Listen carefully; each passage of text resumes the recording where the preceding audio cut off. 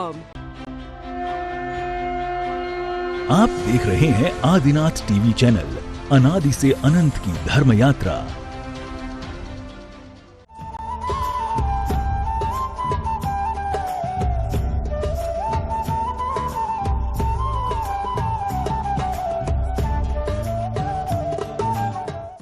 इस कार्यक्रम के पुण्यार्जक हैं श्री कंवरलाल जी महावीर प्रसाद जी, पाटनी, मदनगंज, किशनगढ़, राजस्थान। जाने किनारों पर रहने वालों की प्यास बुझा देती है। गाय कभी अपने लिए दूध नहीं देती। दुनिया में एक ऐसे जानवर हैं कुछ जो अपने और अपनों के लिए ही दूध नहीं देते, उन परायों के लिए भी कुछ बचा के कमा के रखते हैं। गाय इतना दूध कमाती है कि उसके बच्चे के अलावा भी दुनिया के बच्चों को दूध मिल जाता है। शास्त्रों में मनुष्य ने मां का उदाहरण नहीं दिया, क्योंकि मनुष्य की मां बहुत स्वार्थी होती है। उतना ही दूध पैदा करती है जितना उसके बच्चे के लिए पूरा होती है। बच्चे से ज्यादा मनुष्य मां के पास दूध नहीं होता, बल्कि कई बार तो इतना कम होता है कि बच्चे का भी पेट। लेकिन जानवरों में कुछ जानवर ऐसे हैं जो इतना दूध पैदा करते हैं कि स्वयं का बच्चा तो पलता ही है, न जाने जगत के कितने लोगों को भी दूध मिल जाता है। अपन सब उसके गवाह हैं। बल्कि यहां तक कि अपने बच्चों को तो दूध देती ही है, लेकिन मुनिराज की अंजलि तक भी भेज देती है। कितना पवित्र है उसका दूध, कितना पवित्र है उसका दूध। क्यों है इतना? 105 विदेह सागर जी महाराज की जय जय जय। आप सभी को विदित है, पूज्य गुरुदेव के मंगल सानिध्य में दिनांक 10 अप्रैल 2025 से 15 अप्रैल 2025 तक चमत्कारोदय अतिशयकारी तीर्थ क्षेत्र बहौरीबंद में भव्य पंचकल्याणक महामहोत्सव का आयोजन किया जाएगा। पूज्य गुरुदेव के मंगल सानिध्य में दिनांक 14 मार्च होली के दिन महापात्र का चयन संपन्न हुआ, किंतु समय अभाव के कारण कुछ पात्रों का चयन शेष रह गया था।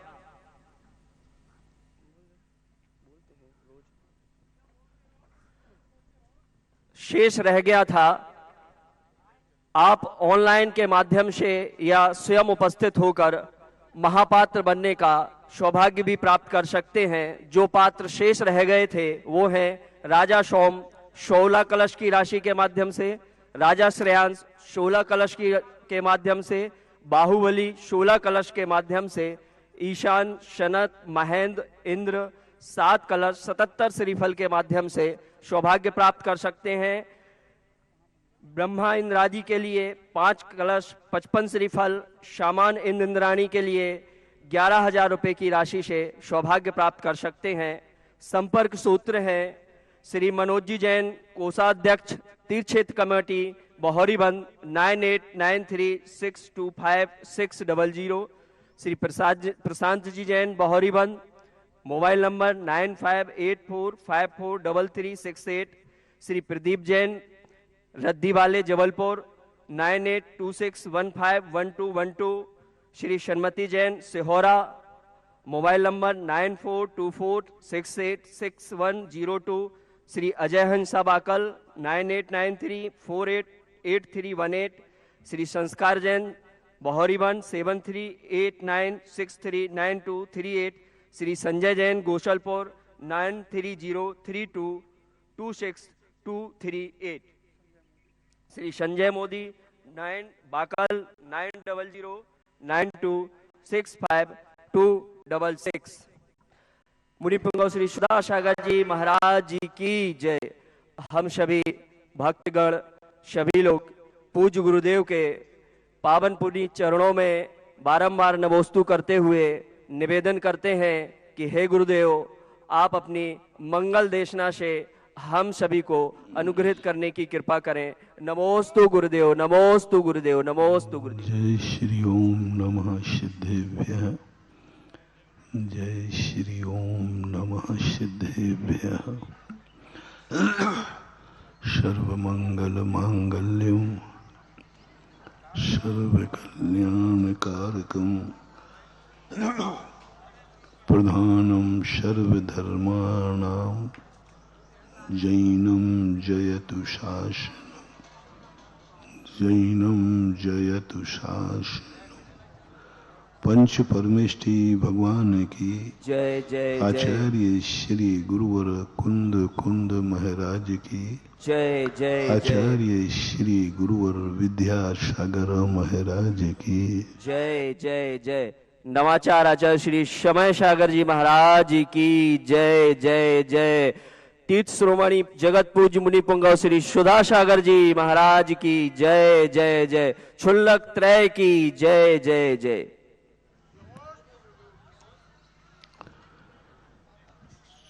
चलें अपन उन दिनों को याद करें जो दिन सुखमय होते हैं, जो आनंददायक होते हैं, जिसमें सुकून मिलता है, जिसमें हम अपने आप को पूर्णता की अनुभूति करते हैं। ऐसा लगता है कि मेरे पास सब कुछ है। ऐसे क्षण इस दुनिया में बहुत कम आते हैं, क्योंकि दुनिया का स्वरूप है तृष्णापि वृद्धस्य तपस्य यजस्त्रम। तृष्णा की निरंतर वृद्धि होती है। आज तक कोई भी व्यक्ति इस संसार में तृप्त नहीं हो पाया, पूर्णता की अनुभूति नहीं हो पाई। पता नहीं इस सृष्टि का स्वभाव क्या है। सब कुछ मिल जाता है, फिर भी आगे की चाहत बनी रहती है। पेट भर जाता है, लेकिन खाने की ललक कम नहीं होती। पेट भर जाता है, फिर भी खाने की इच्छा। ऐसी दशा है व्यक्ति की जैसे गर्मी के दिनों में पानी पियो तो पेट तो भर जाता है, लेकिन गला सूख ही रहता है और लगता और पी लो। अब कहाँ पी लो, पेट में जगह ही नहीं। संसार ऐसा है। पेट भरने के पहले प्यास लगे तो ठीक है। पानी नहीं मिला है इसलिए वह पानी चाह रहा है, इसकी व्यक्ति निंदा नहीं करते। सज्जन और धर्म लोग अनुमति देते हैं कि तुम्हें प्यास लगी है, पानी की इच्छा करो।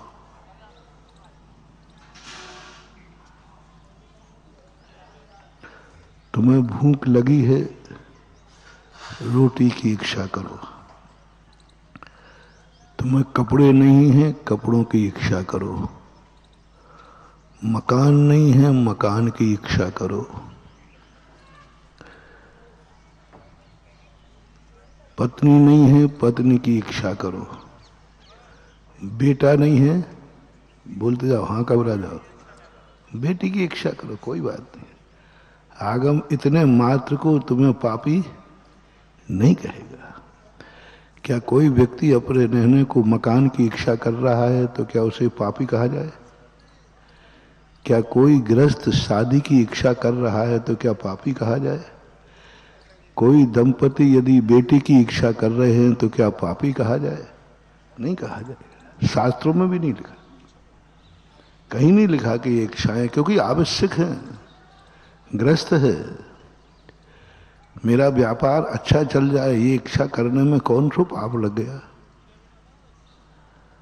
मेरा बेटा अच्छे नंबर से पास हो जाए, अच्छी नौकरी लग जाए, कहीं लिखने के पापी है देखो बेटे की नौकरी की इच्छा कर रहा है, कहीं नहीं लिखा।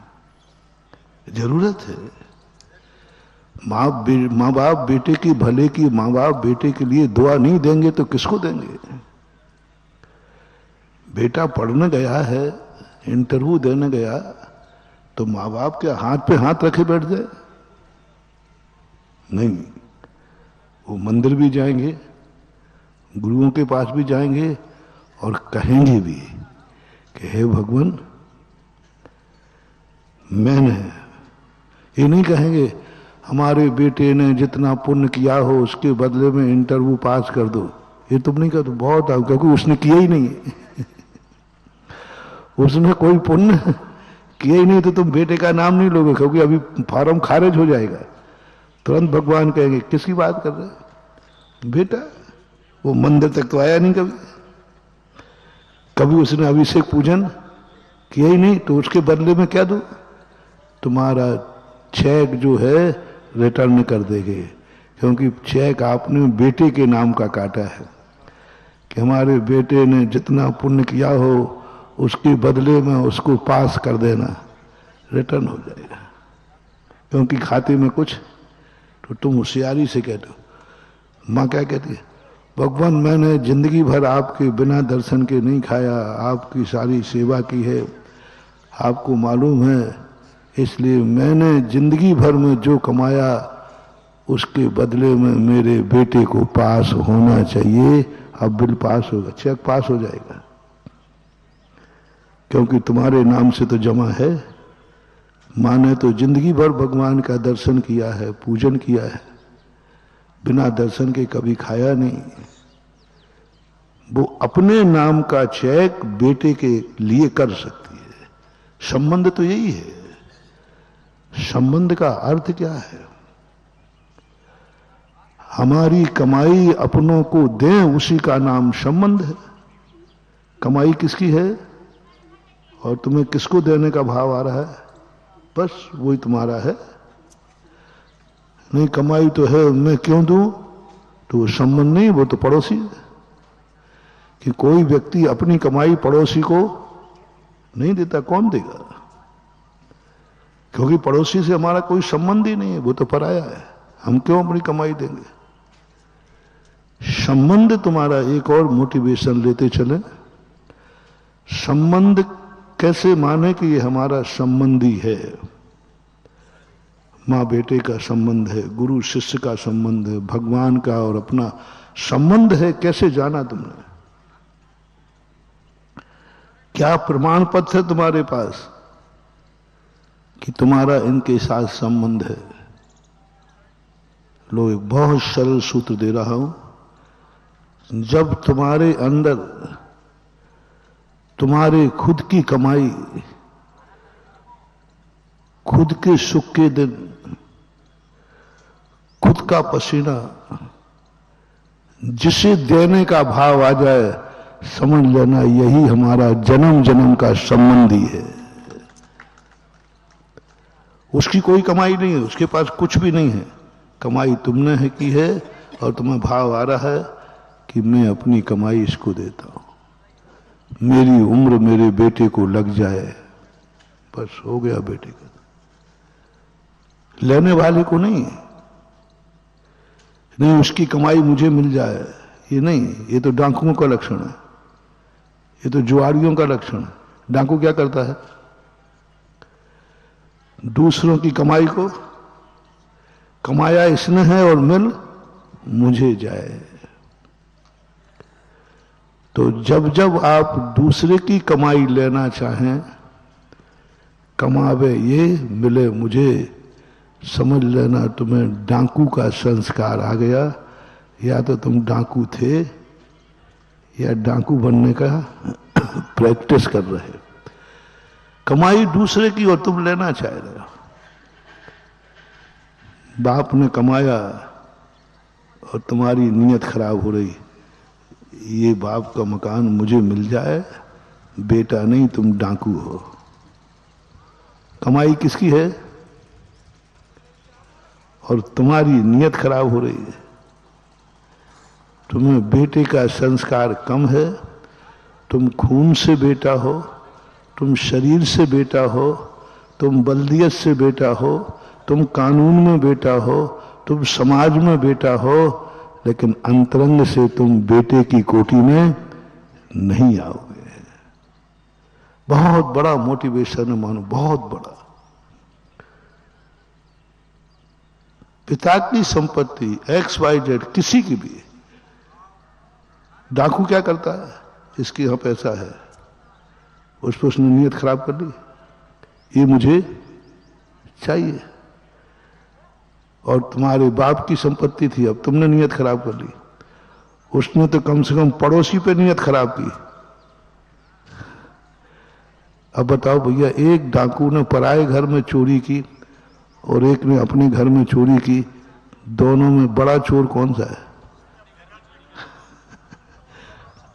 सिद्ध करते जाना, समझते जाना ये थप्पड़ कहां पड़ रहा है। साहूकारों उसने तो कम से कम दूसरे जानों को नियत खराब की, तुमने तो बाप की संपत्ति पर नियत खराब की। और फिर ये और सोचा क्या करूं, कैसे तिजोरी से पार करूं, कैसे छकाऊं पिताजी को। ओह महानुभाव, कभी चोरी का भाव आ जाए तो सारी दुनिया में डाका डाल लेना, लेकिन अपनों के यहां चोरी करने का भाव मत करना। घर में चोरी, पिता की संपत्ति पर चोरी, प्लानिंग बना रहे हो ये संपत्ति पिता की कैसे अपने नाम हो, कैसे करें, साम से, दंड से, भेद से, अच्छे से, बुरे से, डरा के, धमका के, ये सब हो रहे हैं कि नहीं? बोलो ना। हाँ, और दुनिया की दृष्टि में तो हम तो डाकू है ही नहीं, हम तो डाकू है ही नहीं। बाप का माल अपना माल। हाँ, कर्म सिद्धांत कहता है नहीं, तुम बाप की संपत्ति पर नियत खराब नहीं कर सकते, तुम उसकी नियत खराब नहीं करो, उसको हड़पने का प्रयास मत करो। ना तो नियत खराब करो, ना हड़पने का प्रयास करो, और उसको प्राप्त करने का कोई षड्यंत्र भी मत रचो। ये डाकुओं का काम है। डाकू लोग दूसरे की संपत्ति देख करके पहले तो नियत खराब करते, फिर क्या करते हैं, फिर प्लानिंग करते कि इसको कैसे लूटा जाए। अब लूटने के तरीके तो बहुत सारे होते हैं, सीधे से मिलेगा तो लेगा और नहीं मिलेगा तो बंदूक भी लगा सकता है, मर्डर भी कर सकता है, डाकू कुछ भी कर सकता है। अब तुम और बताओ रे घर घर के डाकुओं, तुम्हारी नियत खराब हो गई पिता की संपत्ति पर। नियत खराब की बात कह रहा हूं। और नियत खराब होने के बाद अब तुम दूसरी प्लानिंग क्या करोगे, ये मेरे कब्जे में कैसे आए। अब उसको लेने के लिए बोलो क्या क्या कर सकता है व्यक्ति। पूरा डाकू सिस्टम लगाओ, तुम संसार में रहते हो, बोलो क्या क्या कर सकता है। झगड़ा कर सकता है कि नहीं बाप से, तुम्हारी संपत्ति पर नहीं, बाप की संपत्ति पर झगड़ा कर सकता है कि नहीं, कहा सुनी हो सकती है कि नहीं, कई एक आध ज्यादा नहीं, हाथ पैर भी उठ सकते हैं कि नहीं, कोर्ट भी जा सकता है कि नहीं। और अंत में और कह दो, भली हजारों में एक आध निकलेगा, निपटा भी सकता है। कई बेटों ने बाप को मार दिया, किसके लिए, हम पेपर में पढ़ते रहते हैं। बाप ने माँ को मार दिया किसके लिए, माँ को मार दिया किसके लिए, धन के लिए, दौलत के लिए। कई उदाहरण ऐसे भरे पड़े हैं। पूछा जब पकड़े, और क्यों? बोले माँ बाप संपत्ति नहीं दे रहे थे तो हमने मार दिया। हमारे शास्त्रों में कहानी है, बेटे के अंदर कितने लोग हैं जिन्होंने राजगद्दी पाने के लिए अपने बाप को ही मारा है। हुए हैं कि नहीं ऐसे? गद्दी किसकी थी? पिताजी की। राजा वो थे, सब उन्होंने कमाया, लेकिन बेटी की नीयत राजगद्दी पे खराब हो गई तो यहां तक उतर गया कि उसने बाप को मार दिया। ऐसे शास्त्रों में इतिहास भरे पड़े। नहीं महानुभाव, क्योंकि नीयत खराब होने के बाद ये मन किसी भी स्तर पर उतर जाता है। रिपीट करो, नीयत खराब होने पर व्यक्ति किसी भी स्तर पर उतर जाता है। इसलिए हम लोग बार बार कहते हैं किसी पराई वस्तु पर नियत खराब मत करो, चाहे वो बाप की संपत्ति क्यों ना हो, क्योंकि तुम्हारी नियत की खराबी तुम्हें किस स्तर पर उतार देगी? एक दिन बाप का हत्यारा भी बना देगी। इसलिए जैन दर्शन कहता है किसी की भी वस्तु हो, हमें नियत खराब नहीं करना है, चाहे वो बाप की संपत्ति क्यों ना हो। नियत खराब नहीं कर, बाप को भी पराया मानो, वो भी पर है। इसलिए पर है कि उसकी हत्या करने का भाव, उससे झगड़ा करने का भाव, उसको खरी खोटी सुनाने का भाव, बाप ने जन्म दिया तो मेरा बाप नहीं है, जन्म जन्म का बैरी है, ये परिणाम तक तुम्हारे हो सकते हैं, होते देखे गए। तो पहला मोटिवेशन अपन यहां लें, हम किसी की संपत्ति पर नियत खराब नहीं करेंगे, क्योंकि हम साहूकार हैं, हम जैन हैं, हम सम्यक दृष्टि हैं, हम सज्जन हैं, हम भगवान भक्त हैं, हम गुरु भक्त हैं, हमने नमोकार मंत्र पढ़ा है। इसलिए मैं नियम लेता हूं, कभी पर वस्तु पर नियत खराब, चाहे वो पिताजी की भी क्यों ना हो। अब तुम्हारी तरफ से डाल दिया मैंने, पर वस्तु पर नियत खराब नहीं करना। हमने जैसे कहा था ना, गृहस्थी बसाने में कोई पाप नहीं, कोई दिक्कत नहीं, हमें चाहिए मकान। विवाह करने में कोई बाधा नहीं, तुम्हें भाव आया मुझे पत्नी मिलना चाहिए कुंवारे व्यक्ति को, तो इसको पापी कह दो? भाई बोलो भाई, यदि किसी बच्चे ने और किसी माँ बाप ने ये भाव किया मेरे बेटे को शादी हो जाए, अच्छी पत्नी मिले, और लड़के ने भी भाव किया कि मुझे अच्छी पत्नी मिले, इतने कहने मात्र से पापी कह दो? बोलते नहीं हो? नहीं कहूंगा, चिंता घबराओ मत, क्योंकि यदि पापी कहूंगा तो शांतिनाथ भगवान भी चपेट में आ जाएंगे, आदिनाथ भी, और ना जाने कितने महापुरुष आएंगे। इसलिए नहीं कहूंगा। तुम इतनी इच्छा करोगे तब भी मैं कहूंगा नहीं, कोई बात नहीं। अरे महाराज जी वो शादी की भावना कर रहा था, आपसे आशीर्वाद भी मांग रहा था, महाराज जी हमारी शादी हो जाए। माँ भी कह रही थी महाराज जी दे दो ना आशीर्वाद मेरे बेटे की आते अपने नाम की। महाराज मैंने तो हम बेटे को क्यों आशीर्वाद दे, वो तो कभी मेरे पास आए ही नहीं। तो माँ कहती महाराज जी वो नहीं आया, मैं तो आई हूं, मैंने तो सेवा की है, मैंने तो भगवान भक्ति की है। हाँ तो महाराज जी मेरे हिस्सा का दे दो। अभी वो बात में बता रहा हूं। अब देखना, मैं यहां तक तुम्हें अधर्मी नहीं करूंगा, और चलो कोई बात नहीं, बोल दो ना, आशीर्वाद दे दिया। महाराज जी देखो बेटे बिटिया की शादी नहीं हो रही है, आशीर्वाद दे दो ना। मन तो नहीं कर रहा है, लेकिन जिनवाणी कहती है कोई बात नहीं, ग्रस्त है, कोई पाप नहीं कर रहा है, पापी नहीं है, हाथ उठ जाएगा। महाराज जी देखो, आपका भक्त हूं, मेरे पास कोई मकान ही नहीं है रहने को, आशीर्वाद दे दो ना, आप दे दोगे तो मुझे मकान, कोई बात नहीं। देखो मैं अब बहुत बहुत तुम्हारी खातिर बहुत नीचे उतर रहा हूं, तुम्हारे खातिर कितने नीचे उतर रहा हूं। बस एक नियम ले लो, यहां तक भाव कर रहा है तो पापी नहीं है, लेकिन पराई स्त्री पर नियत खराब मत करना, ये महापाप है। बस इतना सा करना। कहां कहा, कितना महान है जैन दर्शन।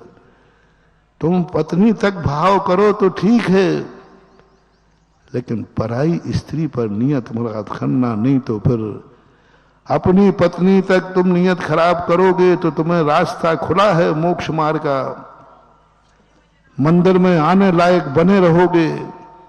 और पराई स्त्री पर नियत खराब थी तो चुन लो, दशहरा मैदान मिलेगा तुम्हारे लिए। बस इतना सा धर्म कहता है ग्रस्तों को। अपने मकान बनाने का भाव करो, कम से कम दूसरे के मकान को हड़पने का भाव तो मत करो। अपनी कमाई करने का भाव करो, मेरी अच्छी कमाई हो, लेकिन दूसरे की कमाई को लूटने का भाव तुम खूब कमाओ। महाराज जी आशीर्वाद दो, हमें खूब कमाई हो, हम अच्छा धंधा करें, खूब बढ़िया मेहनत करें, कोई बाधा नहीं, दे दूंगा। बस एक नियम है, कभी अपनी कमाई को तुम दिन रात मेहनत करो, लेकिन दूसरे की कमाई को कभी हड़पने का भाव नहीं करना। मैं दूसरे की कमाई का चोरी नहीं करूंगा। स्वयं बनो ना 6 खंड की हत्या, पर चोरी नहीं करूंगा।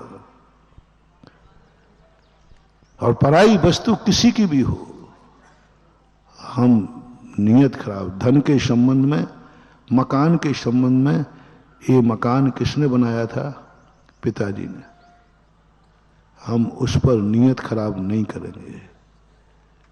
ये मकान मुझे मिल जाए, ये भी भाव नहीं करेंगे। अभी मैं बहुत तुम्हें टाइट कर रहा हूं। महाराज जी आप थोड़ा ज्यादा ही टाइट हो रहे हो। नहीं, मैं तुम्हें बेटा माला माल करूंगा तो मेरी बात मान तो जाओ। पहले कहा था ना, कल ही कहा था कि दीक्षा के समय कहा जाता है, तुम कहो कि मेरा कुछ भी मेरा नहीं है, आहार पानी भी मेरा नहीं है, तो फिर मैं क्या आहार करूंगा कि नहीं, पहले बता दो। पहले बोल नहीं मेरा। हमारे पूज्य आचार्य ज्ञान सागर महाराज के द्वारा एक वृद्ध की दीक्षा थी, चश्मा लगता था, तो आचार्य श्री ने सब उतरवा दिए, बोले चश्मा भी उतारो। महाराज जी चश्मा उतरा रहे, चश्मा उतरा रहे, इसके बिना तो हमें पहले ही कह देते, आपने पहले कुछ नहीं कह दिया ना, सब उतारना। महाराज जी इसके बिना हमें कुछ नहीं दिखता है। तो बोले दुनिया देखने के लिए दीक्षा ले रहा है क्या? अरे महाराज जी मैं चलूंगा तो दिखेगा नहीं जीव जंतु, तो चलने फिरने के लिए दीक्षा ले रहा है क्या? महाराज जी आहार करूंगा तो सो दूंगा, तो बोले खाने के लिए दीक्षा ले रहा है क्या? 15 मिनट बहस चली स्टेज पे। वो कहते महाराज जी सब उतरवा दियो, सब उतरा, सब कर लूंगा, जो कहो वो कर लूंगा, आप उपवास कहो तो उपवास कर लूंगा, लेकिन चश्मा मत छोड़ो। उसने 15 मिनट तक बहस चली स्टेज पे। महाराज जी देखो चश्मा मत छुड़ाओ, चश्मा मत छुड़ाओ, मर जाऊंगा, कुछ भी नहीं कर पाऊंगा, 4 कदम चलूंगा और एक्सीडेंट हो जाएगा, कुछ दिखता ही नहीं मुझे। आचार्य ने कहा ठीक है, दीक्षा कैंसिल की जाती है। अब कपड़े उतर चुके हैं, पब्लिक बैठी है, ठीक है दीक्षा कैंसिल की जाती है। अब वो घबरा, अरे महाराज जी दीक्षा उठा लो। कितनी कठिन परीक्षा है। लेकिन कहाँ विश्वास करना है? गुरु है, क्या मरने के लिए दीक्षा देगा? क्या भूखों मारेगा? मैं क्यों सोचूं ये मेरा क्या होगा? Take to order. यदि गुरु को मारना ही है तो मारेगा, उसी में हमारा हित है। कल कहा था, परसों, गुरु ने यदि यही ठान लिया है कि मैं भूखों मरूंगा तो भी मेरा हित होगा, क्योंकि मेरा तो विश्वास है गुरु मेरा कभी अहित नहीं कर सकता। मुझे विश्वास है मेरा पति कभी सांप नहीं ला सकता। और लाया क्या था परसों का प्रवचन? सांप। लेकिन मनुवती कहती है ला ही नहीं सकता। तो हाथ डाल के क्या निकला था? इसको बोलते समर्पण, ये बोलते श्रद्धा। वो सांप लाया है और ये कहती ला ही नहीं सकता, असंभव। एक व्यक्ति यान में यात्रा कर रहा था, जलयान था, तो तूफान आ गया, बहुत बड़ा तूफान आया। तूफान के आके डगमगाने लगा, कई लोग कूद गए, कई लोग कुछ किया। एक व्यक्ति था जो भगवान का नाम ले रहा था, मान लो भक्तांबर पढ़ रहा था, भक्ति कर रहा था, और वो कुछ नहीं होता, अपने कहता भगवान का नाम ले रहा था, नमो हंताणम नमो सिद्धाणम। पत्नी कहती तुम पागल हो गए, कितना बड़ा तूफान आया, सुनामी लहर आ रही है और तुम कोई बचने का उपाय नहीं कर रहे हो। देखो पूरे यात्री, कोई कूद रहा है, कोई लकड़ी लेके कूद रहा है, कोई कैसे कूदा, और तुम भगवान की भक्ति में बैठे हो। क्या कर लिया तुम्हारे भगवान ने? क्या कर लेंगे? उसने कुछ नहीं सुना और वो भक्तांबर करता रहा, पढ़ता रहा, नमोकार मंत्र जो भी पढ़ रहा था पढ़ता रहा, कुछ नहीं सुना।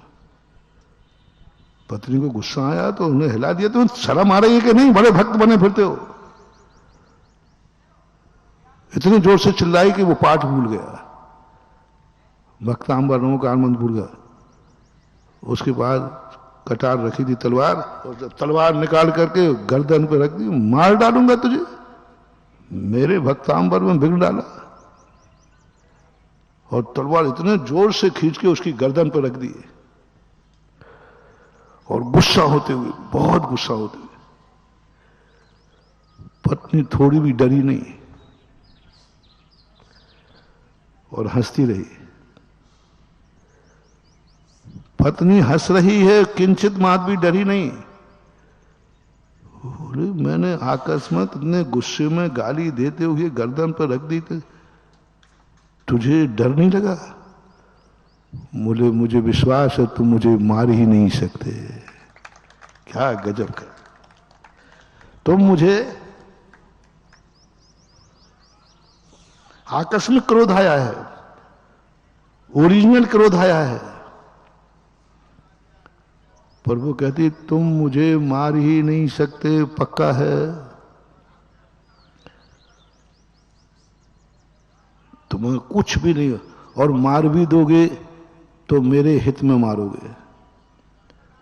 आप मेरा कभी अहित कर ही नहीं सकते, इसलिए मैं हंस रही हूं। उसने तलवार रखी, बोले भाई मैं एक जन्म का तेरा पति, वो भी आधी उम्र में आया, 20-25 साल बाद, और संसारी हूं, तो भी तेरा इतना विश्वास, तो भी तेरा इतना विश्वास कि तुम मुझे मार नहीं सकते और मैं संसारी हूं, मार भी सकता हूं। तो सुन भाई, मेरा भगवान के ऊपर भी इतना विश्वास है, वो तो वीतरागी है, जन्म जन्म का है, मुझे कुछ भी डर नहीं है। मैं भक्तांबर पढ़ रहा हूं, भगवान मेरा कुछ भी नहीं बिगड़ने देगा, ये मेरा विश्वास है। जैसा तेरा विश्वास मेरे ऊपर है कि मैं मार ही नहीं सकता, बस इससे कई गुना विश्वास मुझे भगवान पर है, मेरे गुरु पर है, मेरे भक्तांबर पर है, मेरे नमोकार मंत्र पर है। बस फिर भक्तांबर शुरू हो गया। तुभ्यं नमस्ते भुवनार्थ हराय नाथ, तुभ्यं नमः चित्तला मलभूषणाय, तुभ्यं नमोऽस्ति जगता परमेश्वराय, तुभ्यं नमो जिन भवो। बस जैसे ये किया, तूफान थप गया, जो कूद गए भी डूब गए और वो सब बच गए, यहाँ किनारे आ गया। परसों का होमवर्क था, हमें धर्म के कारण थोड़ी विपदा आ जाए तो हमारी धर्म से श्रद्धा उठ जाती है, धर्म से श्रद्धा उठ जाती है। धर्म करते हुए मैं इतना धर्म कर रहा हूं फिर भी संकट आ रहे, महाराज मैं आपका इतना भक्त हूं फिर भी परेशान हो रहा हूं, मैं प्रतिदिन अभिषेक करता हूं भगवान फिर भी मेरी हालत नहीं। महानुभाव, दो चिंतन करना उस समय, भगवान का भक्त कभी परेशान हो ही नहीं सकता। नियम से मेरा कोई बहुत बड़ा पाप था जो भगवान की भक्ति करने से छोटे में निकल रहा है।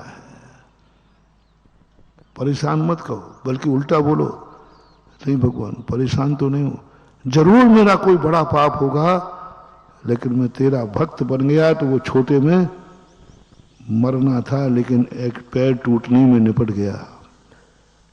कहीं यात्रा पे जा रहे हो, कहीं जा रहे, पैर टूट गया, अब तुम्हारे काय का धर्म है, धर्म करने जा रहे थे पैर टूट गया।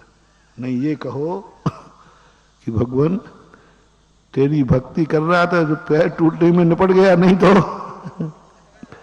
पूरे निपट जाता है। ये चिंतन करना हमेशा, भगवान के, गुरु के, माँ बाप के, कोई अच्छे कार्य करते समय कोई भी घटना घटे, बुरी घटना, कोई भी बुरी घटना घटे, कोई भी अशुभ घटे, तुरंत आपको ये चिंतन करना, एक मोटिवेशन नहीं, बहुत छोटे बिल्कुल। एक पिताजी भगवान की भक्ति करने जा रहे थे, उसके यहाँ एक झोपड़ी थी और बेटा नास्तिक था। मंदिर में पिताजी थे, वहां झूपान चला, आधी झोपड़ी उड़ गई।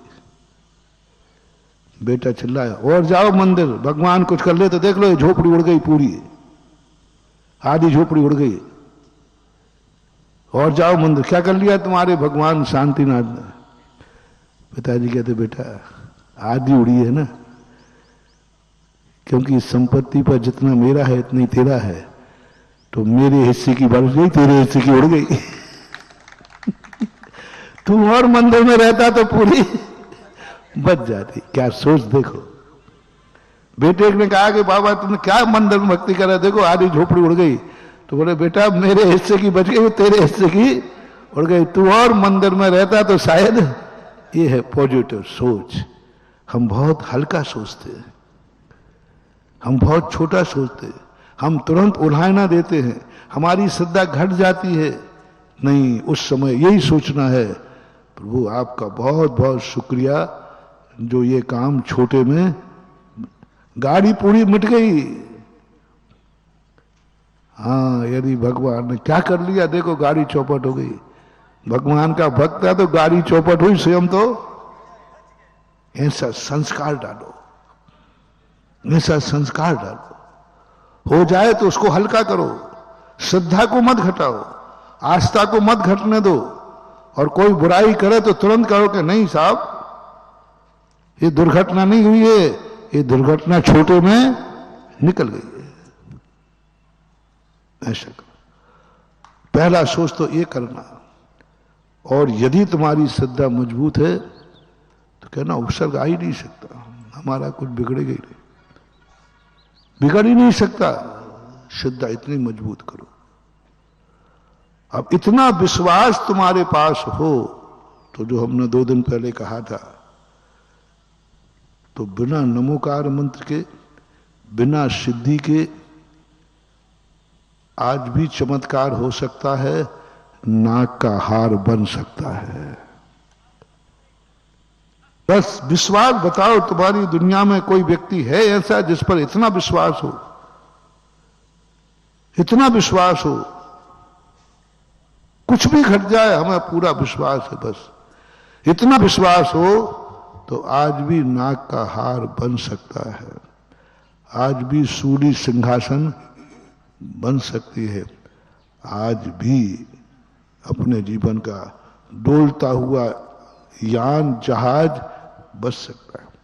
लेकिन हमें संदेह आता, क्या पता क्या पता। और तुरंत हम पैतरा, कई लोग तो पैतरा बदल देते।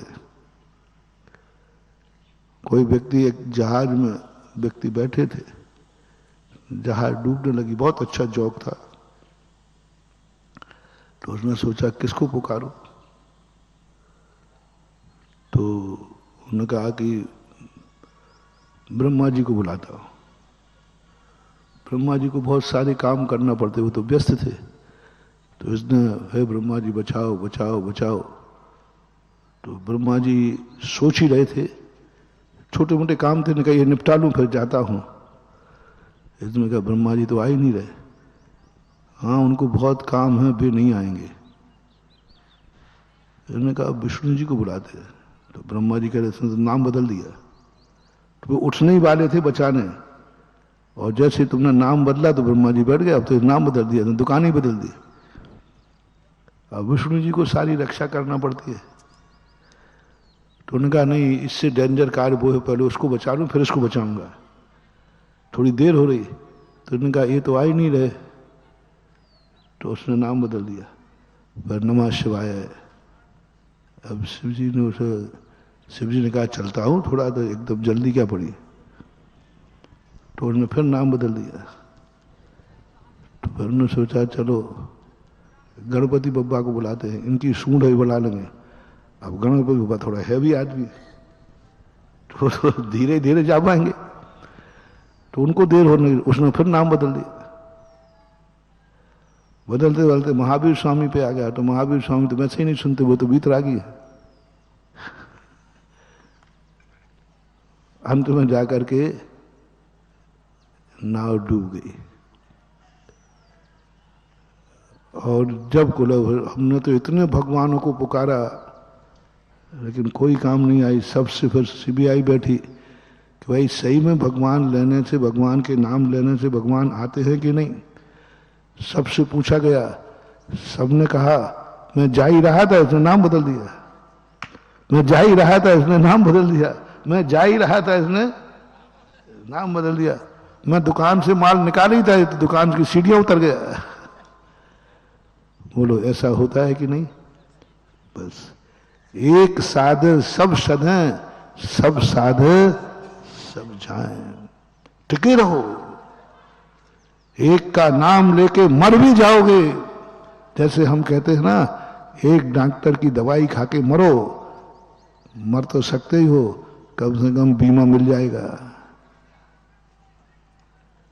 तो इसी प्रकार ये धर्म क्षेत्र में अडिग रहो, इतनी श्रद्धा मजबूत करो कि नहीं, हो ही नहीं सकता, कहीं गड़बड़ का सवाल ही नहीं उठता।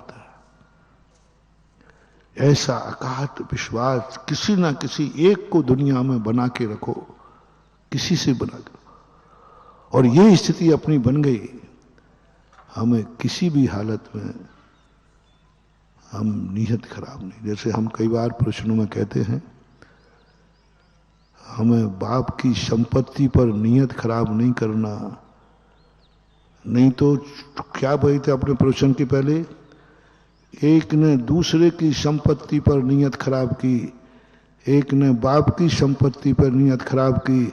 सबसे बड़ा पापी वो है जिसने बाप की संपत्ति पर नीयत खराब की।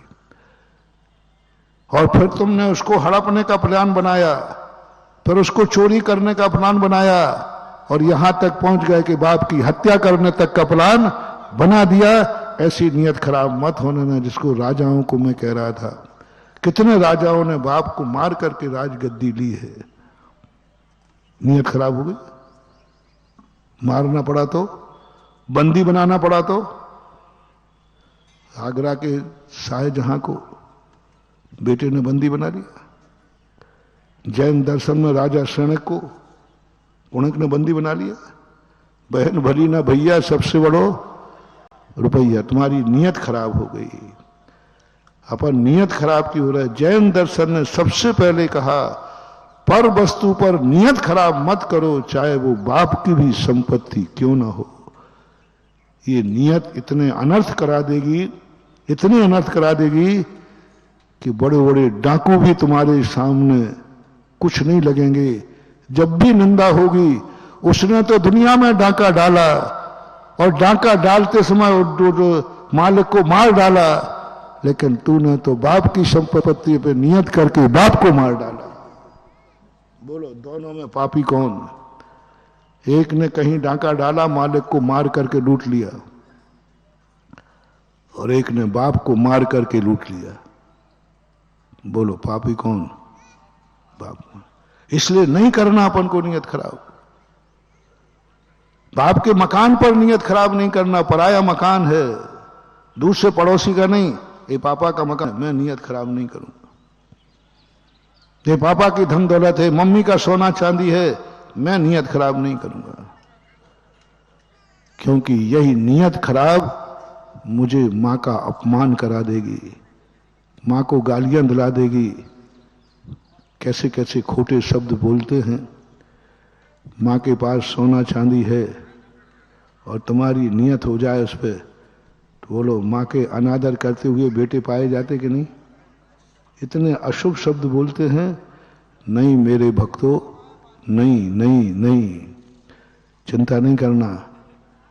ऐसे लोगों के लिए मैं माला माल बनाऊंगा, चिंता मत करो। बस तुम एक नियम ले लो, मां की संपत्ति पर, मां के धन दौलत पर मैं कभी नियत खराब, अपनी नियत नहीं बिगड़ने दूंगा। क्योंकि ये नियति एक दिन बहुत बड़ा अनर्थ कर देगी। मैं मां की वसीयत पर, पिता की वसीयत पर नियत खराब नहीं करूंगा, क्योंकि ये नियत कभी कभी बहुत बड़ा अनर्थ भी। चोर मारने जाता है कि लूटने जाता है? फिर क्यों हत्या हो जाती उससे? चोर से पूछा मैंने, कई लोग जेलों में जाता रहता हूं, प्रवचन में पूछता हूं, भाई तुम क्यों हत्या की? बोले महाराज जी मैं हत्या करने गया ही नहीं था, मैं तो क्या करने गया था? चोरी करने गया था। अब चोरी में ये बाधक बन रहा था और हमने गला इसलिए नहीं दबाया। उसने बोला मेरे से, मैंने गला इसलिए नहीं मर जाए, मैंने गला इसलिए दबाया कि चाबी बता दे। मैंने तो डराया धमका था, थोड़ा जोर से दबा दिया, बोल बोल बोल, वो इतना जब गया कि वो मर गया। चोर कभी मारने के लिए जाता ही नहीं है, लेकिन मर जाता है कि नहीं? ऐसे बेटा तुम, महाराज जी हम पिताजी की नियत तो खराब करूंगा लेकिन मारूंगा नहीं, पिता को मारने का भाव नहीं करना। कोई भरोसा नहीं बेटा, कोई भरोसा नहीं। तुम मारोगे नहीं और ऐसी हरकत हो जाएगी कि तुम्हारे हाथ से बाप मर जाएगा। तुम चलाओगे, देखो मम्मी दे रही होगे, नहीं तो मैं गोली चला दूंगा। हालांकि तुम धमकाने के लिए दे रहा हो। मम्मी कहती है देख मर जा तो भी नहीं दूंगा, मार डाल तो भी नहीं दूंगा। देख मम्मी दवाई दूंगा खटका, देख देख। बोले तू दवाई दे अब। और वो मम्मी देख ले मैं दवाई दूं, अब तेरी हिम्मत हो तो तू दबा के दिखा, दवाई दे। ऐसा और कह दिया, पता नहीं कब दब जाएगा, गोली छूट जाएगी। ओह ये क्या हो गया, ये क्या हो गया? बोलो उसके मारने का भाव था क्या? लेकिन मौत हुई कि नहीं? इसलिए नियत खराब नहीं करना, अनर्थ करा देगी। अपनी जो संपत्ति नहीं, भाई की संपत्ति पर नियत खराब नहीं करना, अनर्थ करा देगी।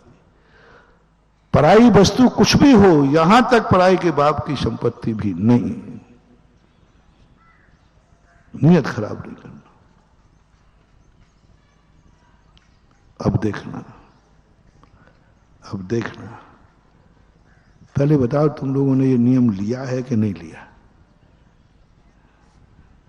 और नहीं लिया हो तो फिर हम अपना भंडारा क्यों खोलें?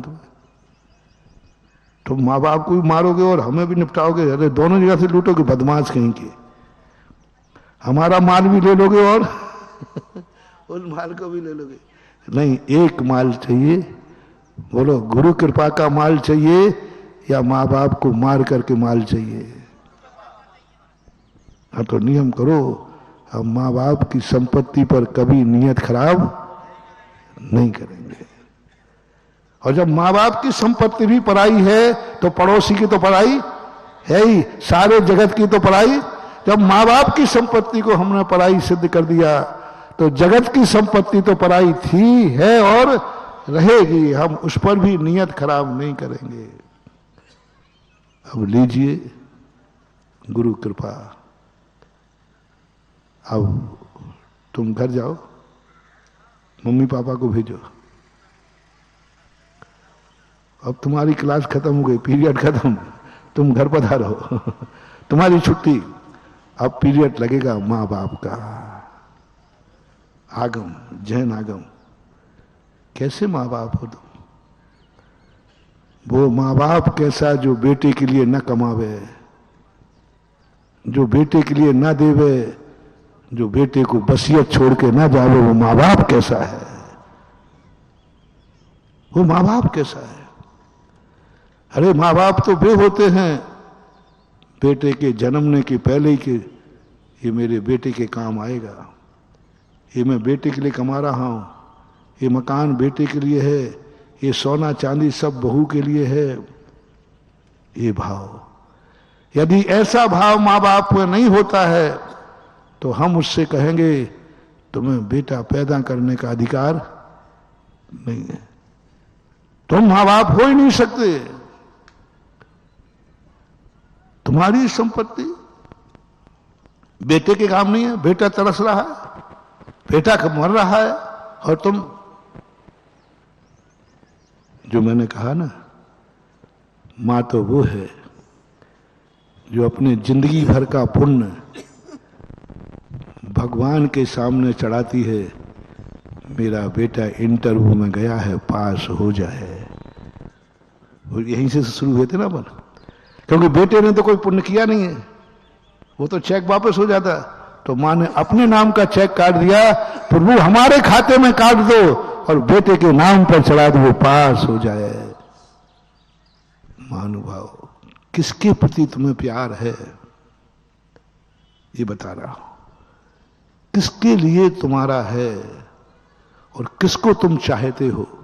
ये थर्मामीटर दे रहा था।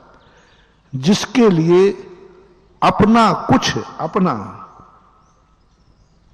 उसका कुछ भी नहीं है, अधिकार भी नहीं, कानून से कुछ भी नहीं है, फिर भी तुम्हें देने का भाव आ रहा है, समझ लेना उसी को तुम चाहते हो और वो तुम्हारा जन्म जन्म तक साथ रहेगा, क्योंकि उसको तुमने अपना देना चाहा, उसका कुछ भी नहीं। बेटे ने कोई कमाई नहीं थी, लेकिन तुम भगवान के सामने श्रीफल लेके पहुंच गए कि भगवान मैंने जिंदगी में जो पुण्य किया हो उसके बदले में मेरा बेटा पास हो जाए। क्या ऐसी भावना करना भी पाप है? बोलो ना। नहीं, कोई बात नहीं, कोई बात नहीं, ये पाप नहीं है, ये होनी चाहिए आत्मीयता है। मेरी सारी संपत्ति बेटे के नाम करना है, चिंता में है, टेंशन में है, सब मैंने उसी के लिए तो कमाया था, सब बेटा तुझे ही तो कमाया था। तुम नियम लेकर घर पहुंचे हो, प्रवचन कभी तो खत्म होगा, और मम्मी पापा जब यहां प्रवचन सुन के जाएंगे सारी वसीयत तेरे नाम लिख के पहुंचेंगे, प्रकट बेटा ये है। बोलो, गुरु कृपा से भी वसीयत मिली और तुम भी ले रहे थे। नियत खराब करके भी तो पाप करोगे, और माँ बाप स्वयं दे रहे तो वो भेंट में कहलाएगी, प्रसाद कहलाएगा। वो ये है जैन दर्शन। इधर माँ बाप को कहा, किसके लिए बेटा परेशान हो रहा है? तुम घर में बैठी हो और मंदिर में बेटा इंटरव्यू देके मैं चलो वहां पर मंदिर में भक्ति करो।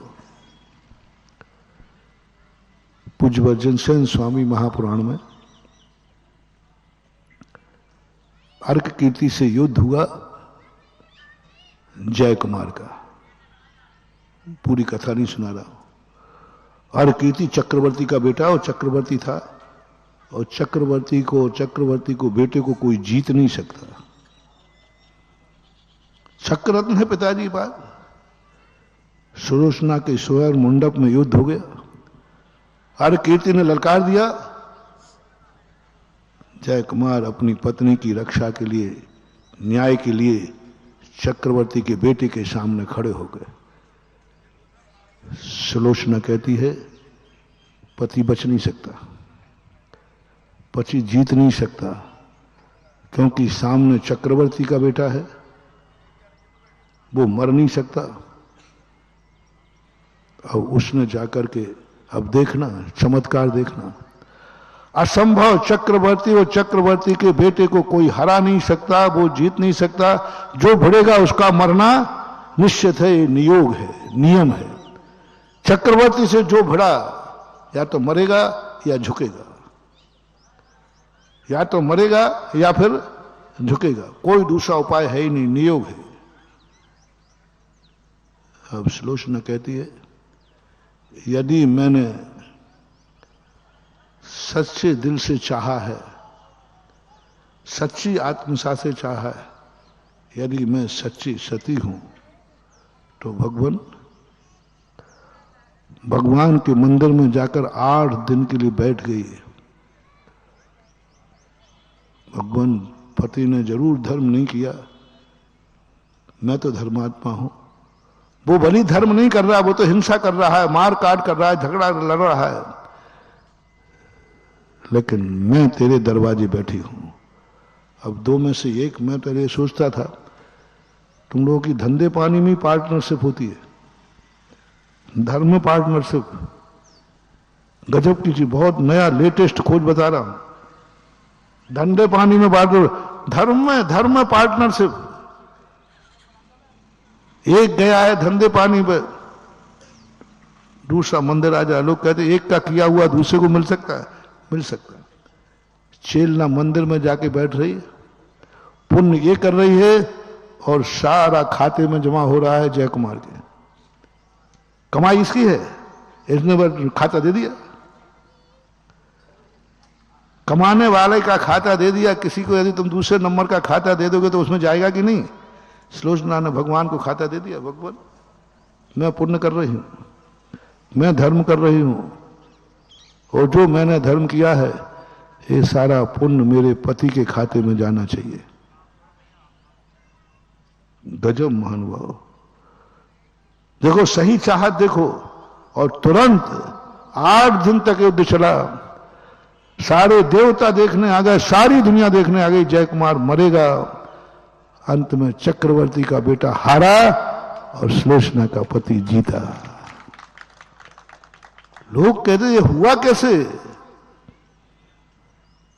ऐसा चक्रवर्ती सेनापति था, चक्रवर्ती का सेनापति ने ऐसा क्या माला फेरी, क्या मंत्र फेरा, क्या किया चक्रवर्ती ने और सेनापति ने जो जीत गया? सेनापति कहता मैंने तो कुछ नहीं किया, मैं तो लड़ने में लगा रहा, मैंने तो कुछ नहीं किया, मैंने लड़ने में लगाया। तो फिर कैसे जीत हुई?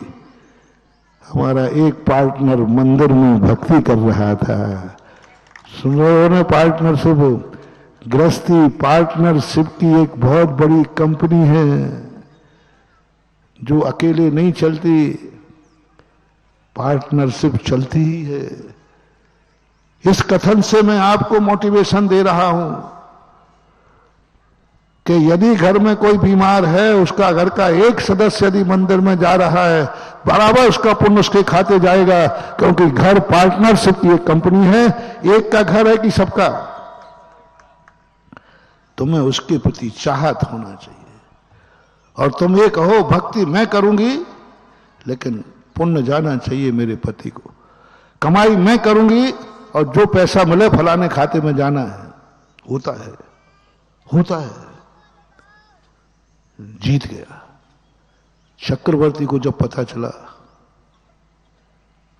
तो सेनापति को सम्मानित किया, बेटे को लज्जित किया।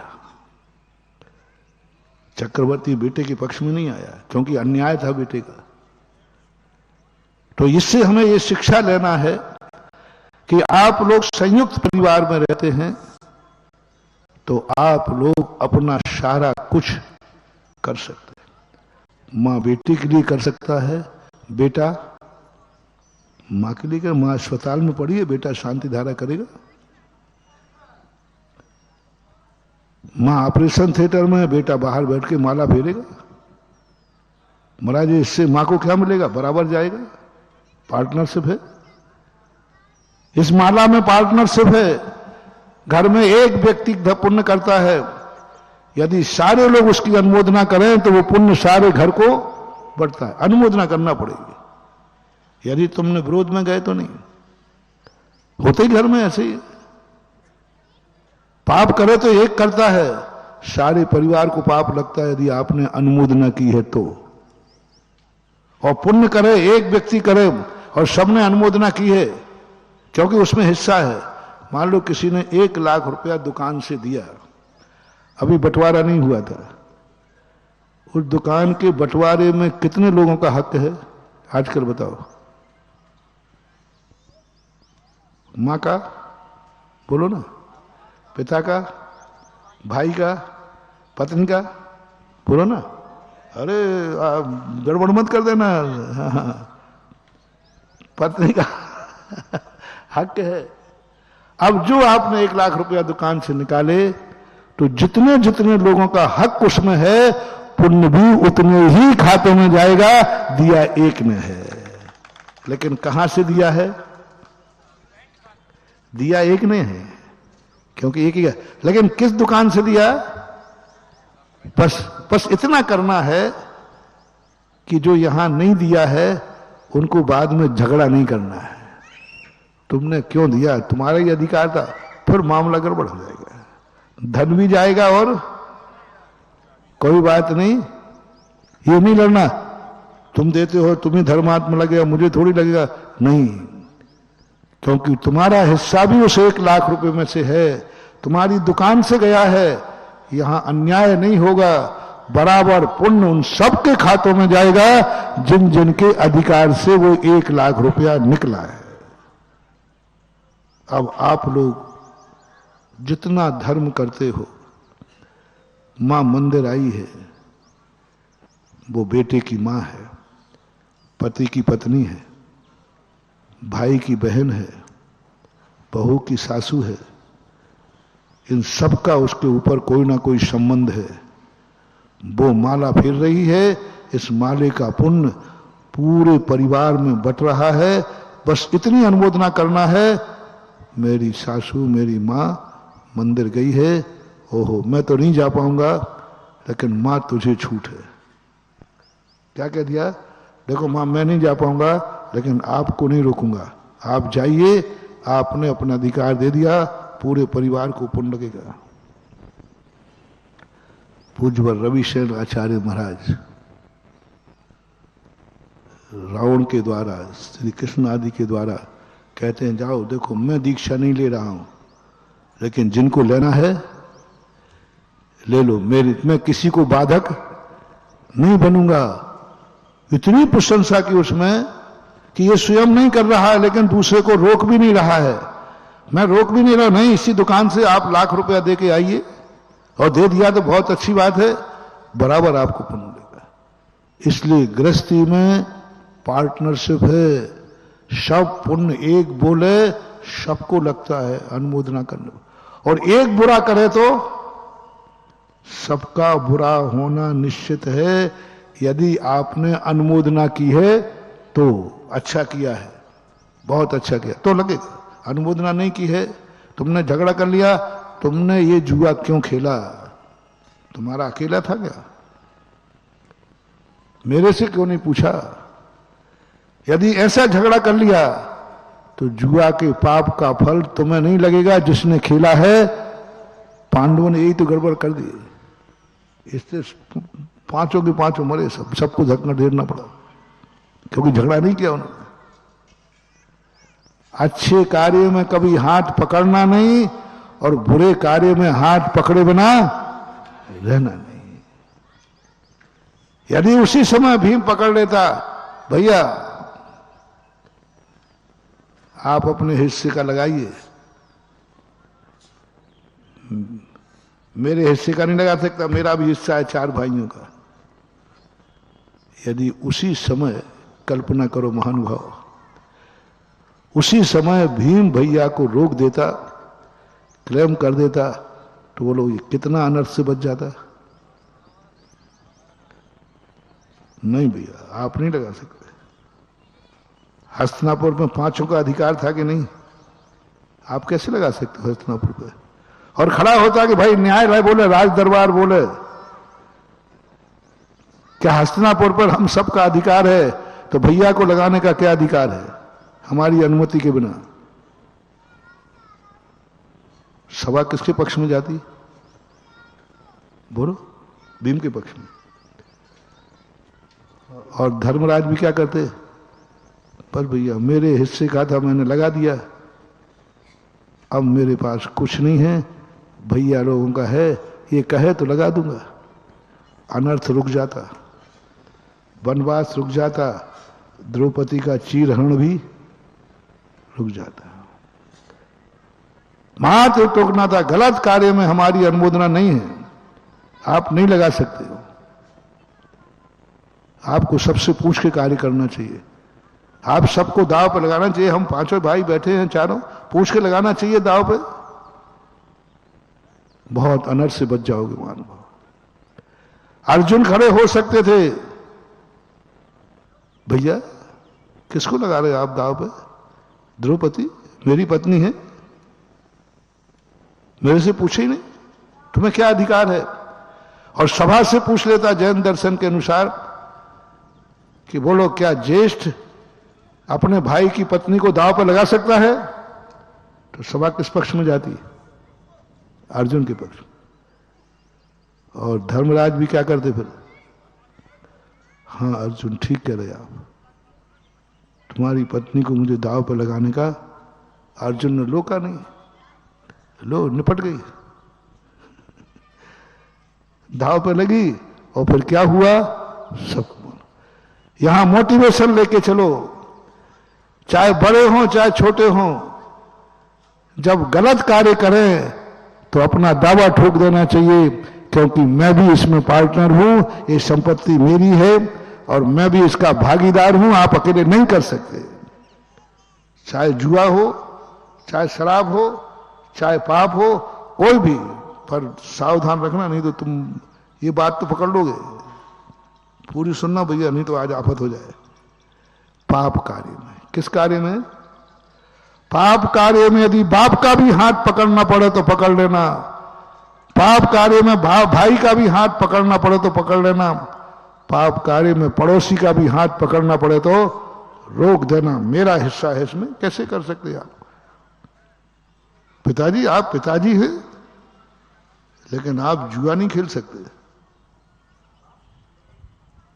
इस संपत्ति पर मेरा भी अधिकार है, अधिकतम आप अपना हिस्सा पर लगा दीजिए, लेकिन मेरे हिस्से को आप दाव पे, अन्यथा मैं कोर्ट में चला जाऊंगा।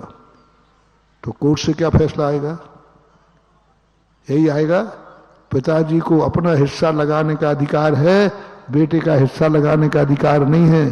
तो बोलो ऐसा कोर्ट केस करना, ऐसा हाथ पकड़ना अच्छा है कि बुरा? मेरी तरफ से भी आशीर्वाद है,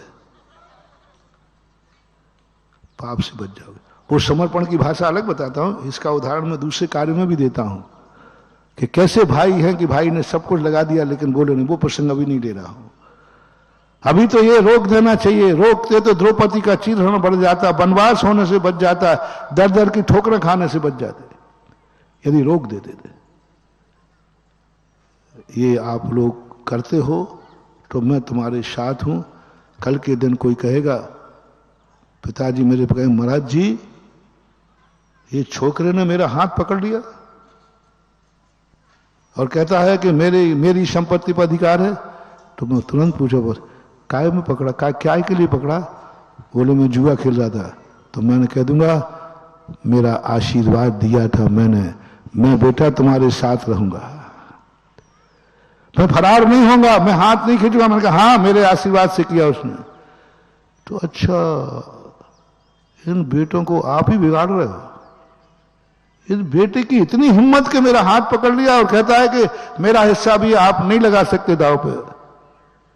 ऐसे बेटों के पक्ष में मैं हूं, चाहे बाप हो, चाहे भाई हो, कोई भी हो।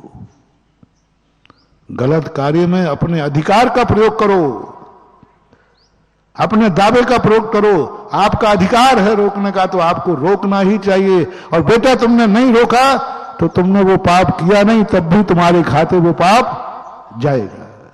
आपका अधिकार था, आप रोक सकते थे। पांडवों ने नहीं रोका तो उस पाप के भागीदार पांडव ही। जुआ किसने खेला था? बोलो, धर्मराज ने।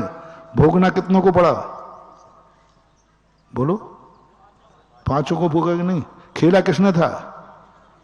क्योंकि इनको अधिकार था रोकने का, इन्हें रोका नहीं। 4 पांडवों को रोकने का अधिकार था, इन्हें रोका नहीं। कर्म कहता है ठीक है, खेलेगा एक, भोगेंगे सब।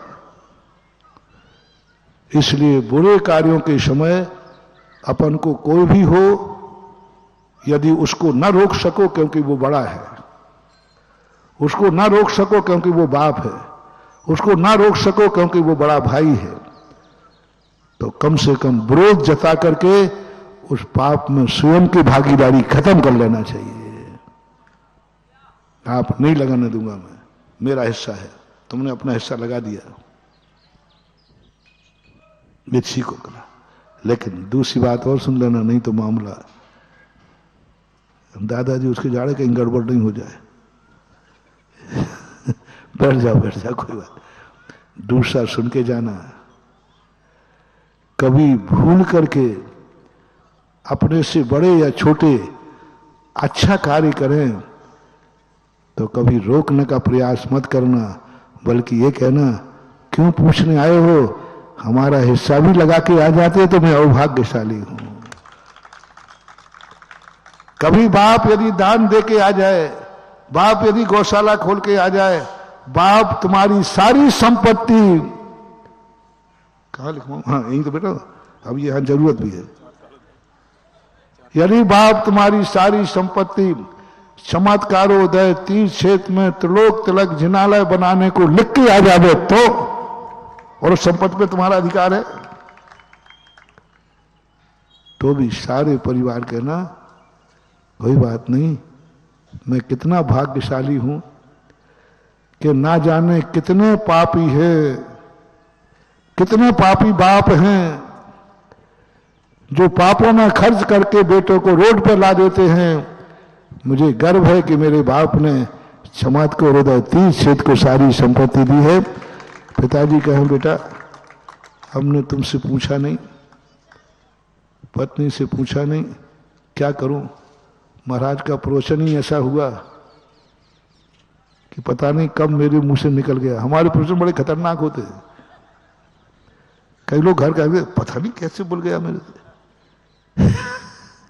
अब वहां बैठा था, महाराज जी ने प्रवचन ऐसे ही दिया और उनकी सब देखा और मेरे से भूल गया। तुम्हें मालूम है मैं तो कभी बोल नहीं सकता, बड़ा कंजूस हूं, मेरे से बोल ही नहीं सकता, लेकिन कब भूल गया, कैसे भूल गया, मुझे पता ही नहीं चला। बस वही चोर कहता है कब मर गया, कैसे मर गया, मुझे पता ही नहीं चला। ऐसे ही दान में कई लोग तो प्रवचन में आते ही नहीं, वो कहते भैया महाराज ये बहुत खतरनाक महाराज है, क्योंकि ऐसा प्रवचन देंगे, ऐसा देंगे कि वो अपने आप मेरे मुंह से ना करते हाँ निकल जाएगा। निकल गया। मैंने किसी घर से पूछा नहीं, भैया आप लोगों से भी नहीं पूछा, आप तो बराबरी के हो, हमें कायदा से पूछ करके दान, क्योंकि पैसा तो दुकान से ही निकलेगा ना, और दुकान पर सब भाइयों का अधिकार है। वो क्या करूं, मेरे से भूल गया, तो क्या कहना भैया क्या बात करते हो, क्या हम सब पराए हैं, हम सब पराए हैं क्या? अरे भैया अभाग्य हैं, पूरी दुकान भी लिखाते तो भी मैं अभाग्य मानता कि मेरे भाई ने दान देने गया है। महानुभाव, इतना भाव तुम कर लेना, दिया भाई ने है और पुण्य सभी भाइयों के खाते में जाएगा ही जाएगा। और तुम लोग कैसे लड़ते हो, हमने ऐसे सुने हैं। कई लोगों की बोलियां वापस की हैं मैंने, भावावेश में आके बोल दिया, और शक्ति थी, समर्थ था। घर में जाकर जो भाई बहुओं ने झगड़ा किया, टॉर्चर किया, तुम लूट बचा रखिए, मेरा हिस्सा था, मैं कुछ हुई नहीं। इतना टॉर्चर किया, इतना टॉर्चर किया कि वो लौट कर मेरे पास रोते हुए, आप महाराज जी गलती हो गई, क्या बात है। मैं तुरंत कहता हूं जाओ, मैं बोली कैंसिल करता हूं।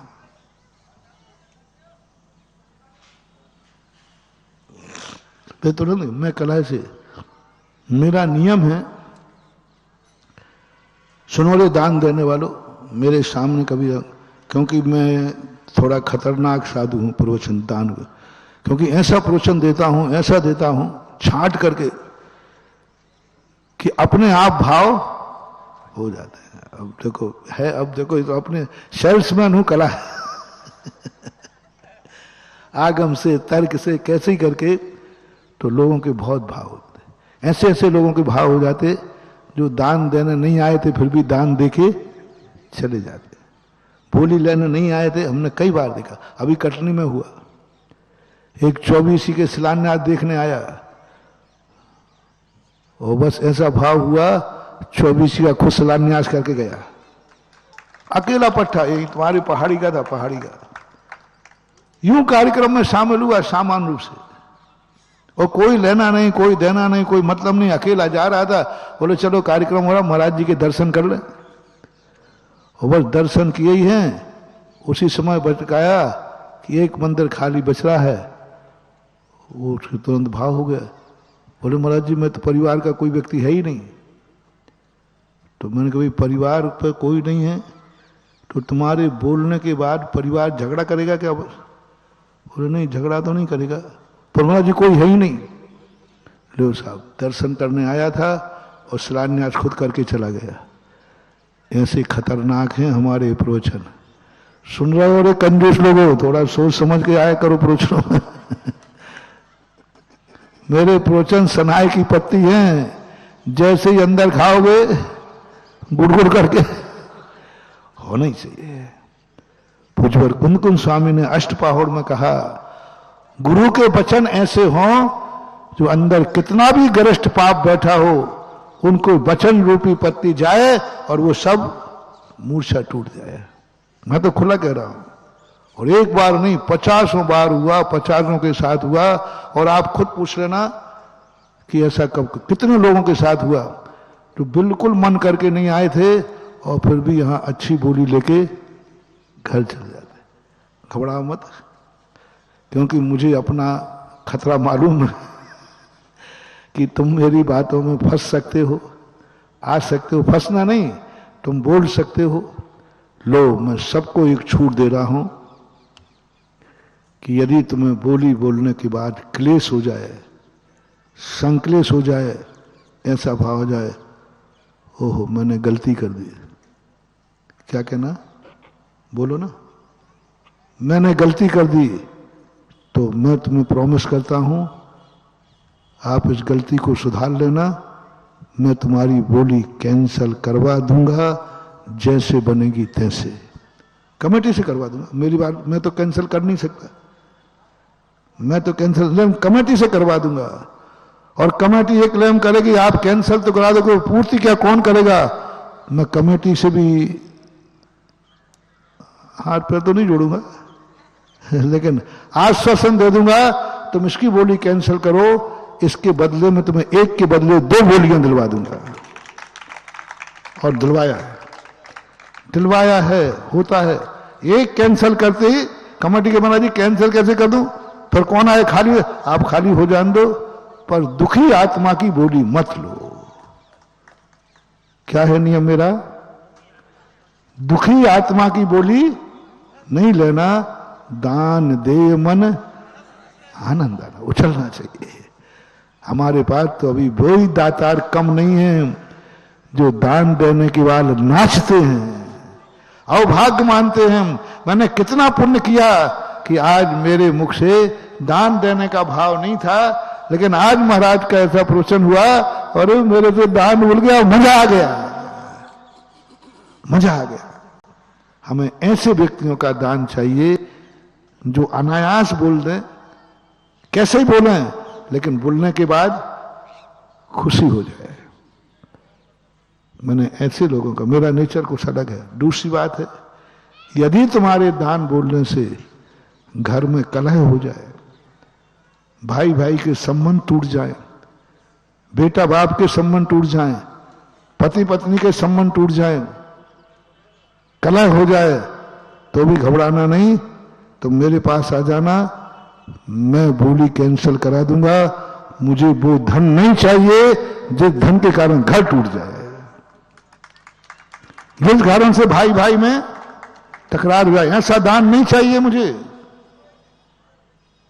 घर में कलह हो गई, भाई भाई से बोलना बंद कर दिया, नहीं नहीं नहीं, आओ मैं वापस करूंगा और कमेटी से मैं कराऊंगा, और कमेटी को तुम कैसे मनाना है वो, ये तो कमेटी को ज्यादा मनाना को, इसकी गुलाम है। तो लाल आप तो पूर्ति करा दो, चाहे उदो से लाओ चाहे सूदो से लाओ, वो अपन करा देंगे।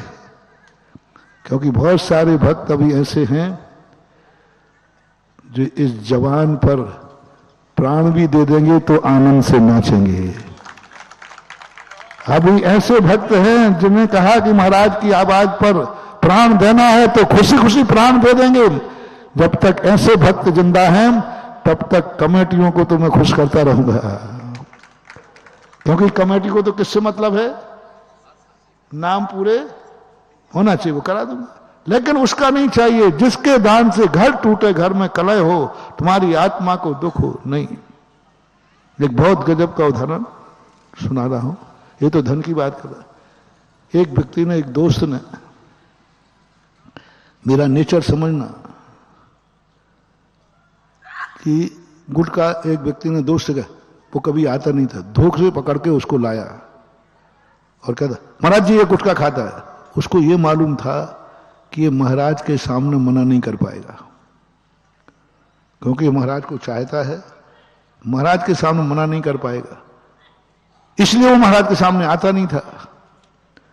वो कब आता था, रात में, जब भैया वृत्ति का समय मौन रहते था। कई लोग रात में आते हैं, इस समय महाराज क्या है, हाँ तो दिखाने के लिए महाराज जाता तो हूं, दिन में नहीं आएंगे, प्रवचन में नहीं आएंगे, और खास तौर से महाराज जब कोई छुड़ा रहे हों, पट्टा धीरे से खिसक जाता था। दोस्त ने कहा इसको फंसाऊंगा तो सही कहें। एक दिन ऐसी बातें देकर आया और सामने, महाराज जी गुटखा खाता है।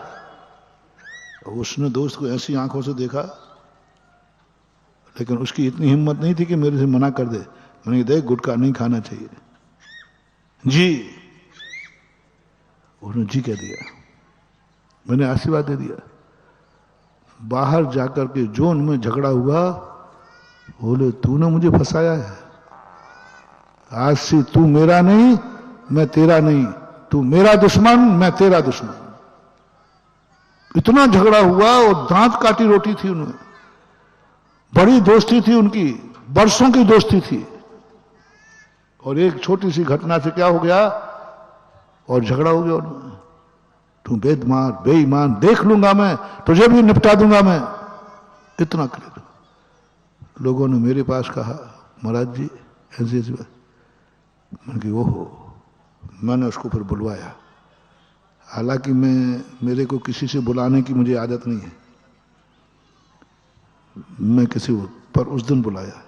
मैंने कहा भैया बुलाओ उसको। आया, मैंने कहा भैया गलती मेरे से हो गई, तू आज से गुटखा चालू कर दे, लेकिन दोस्ती मत तोड़। गुटखा छोड़कर दुश्मन बन के मरेगा तो जन्म जन्म तक मरेगा, और गुटखा खा के मरेगा तो एक जन्म में मरेगा कैंसर होकर के। जा खा गुटखा।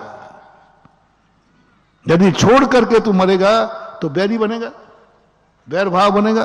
तूने कह दिया ना मैं निपटा के रहूंगा, तू मेरा दुश्मन तो मेरा नहीं, गुटखा खा रहे। बताओ भैया, एक और बैर साध रहा है, गुटखा छूटेगा तो बैर साध लेगा, और गुटखा खाएगा तो बैर नहीं बंधेगा। बताओ क्या करना चाहिए आनंद जी? अब बैर बन जाएगा जन्म जन्म का। खाओ भैया, खा ले। मैंने खुद कहा भाई तू गुटखा चालू कर दे, लेकिन बस दोस्ती मत तोड़। मेरा धर्म दूसरों को जोड़ता है, तोड़ता नहीं है। उसको बहुत 5-7 मिनट मैंने कहा नहीं तुझे गुटखा खाना पड़ेगा, पर तू दोस्त से जैसा था वैसे ही मिल जा, गले लग जा, गुटखा खा के लग जा। मैं गुटखा के बिना कोई जरूर नहीं, गुटखा खाते हुए मैं दोनों को मिलते हुए देखना चाहता हूं। दोनों जैसे दोस्त वैसे रहो। अब चमत्कार देखना। मैंने कहा नहीं तुझे गुटखा तो खाना पड़ेगा। महाराज जी ऐसा कोई बताओ, अब आपने नियम दिया है तो पल जाए। मैंने कहा एक ही तरीका है, दोस्त को थैंक्स कहना पड़ेगा कि ये दोस्त तू मेरा जन्म जन्म का दोस्त है, मैं नहीं छोड़ पा रहा था, कम से कम तूने धोखे से छुड़ा दिया, मैं धन्य हो गया। थोड़ा समझाना पड़ा। उसने मांगा, मेरी भूल थी, मुझे बुरा नहीं मानना चाहिए। और दोनों ऐसे गले मिले, आज तक वो मिले हुए हैं, गुटखा भी चालू नहीं हुआ। तो कहने का भाव ये है कि अच्छे कार्यों में हमेशा किसी का हाथ नहीं पकड़ना, अनुमोदना करना। मेरे हिस्से का दे के आ गए। तो आज का अंतिम मोटिवेशन, बुरे कार्य में किसी को भी रोकना पड़े आपके अधिकार में से, आपका हिस्सा तुम्हें रोकना पड़े तो रोक देना चाहिए। उसमें उद्दंडता का दोष। और अच्छे कार्यों में, बोलो जल्दी, अच्छे कार्यों में तुम्हारा हिस्सा भी चला जाए तो भी अवभाग्य मानना चाहिए कि मेरे भाई ने बोल दिया।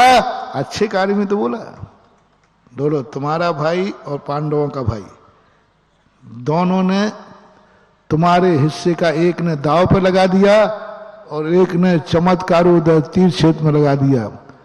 तुम्हारे भाई ने तुम्हारी सारी संपत्ति चमत्कारोदय तीर क्षेत्र को दे दी और एक के भाई ने सारी संपत्ति तुम्हारे हिस्से की जुए में लगा दी।